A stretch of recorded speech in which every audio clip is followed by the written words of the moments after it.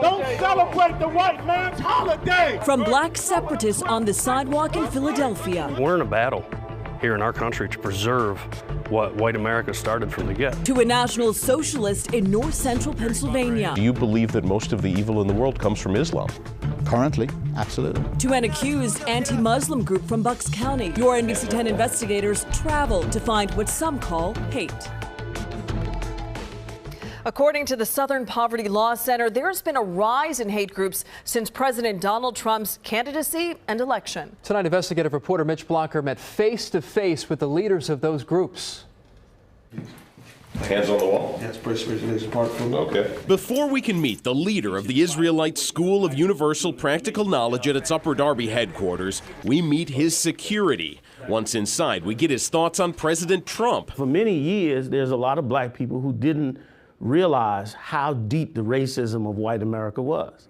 And now that Donald Trump is in office, boy, it's clear now. Commanding General Yohanna told us his black separatist group is thriving, growing since the November election. But he won't say how many members the group now has. I never say. That might be the only thing he has in common with Daniel Burnside, the leader of the National Socialist Movement for Pennsylvania, New Jersey, Delaware, and Maryland. Won't tell us how many people are in his ranks either.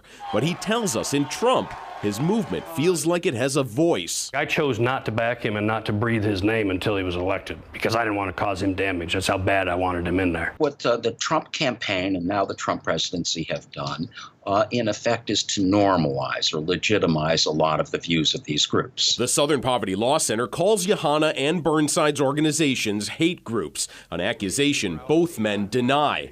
The SPLC says candidate, now President Trump, has played a role in a rising number of hate groups through his rhetoric at his rallies, his policies, and his tweets. The SPLC reports the number of hate groups operating rose to 917 in 2016. That is up from 892 in 2015. I certainly do think that the Trump campaign and the election have had an effect. The NBC 10 investigators asked the White House to respond to these claims. A spokesperson referred us to a specific line in the president's February address before Congress. We are a country that stands united in condemning hate and evil in all of its very ugly forms. The Southern Poverty Law Center says anti-Muslim groups in particular have benefited from some of President Trump's policies and his rhetoric, but one of the groups we talked to has a different story. Islam we have a problem with. Keith Davies is the executive director of the Shubat Foundation. Have you received more donations since Trump has been elected president? No less. Davies says he's glad the president is willing to talk about what he calls extreme Islam,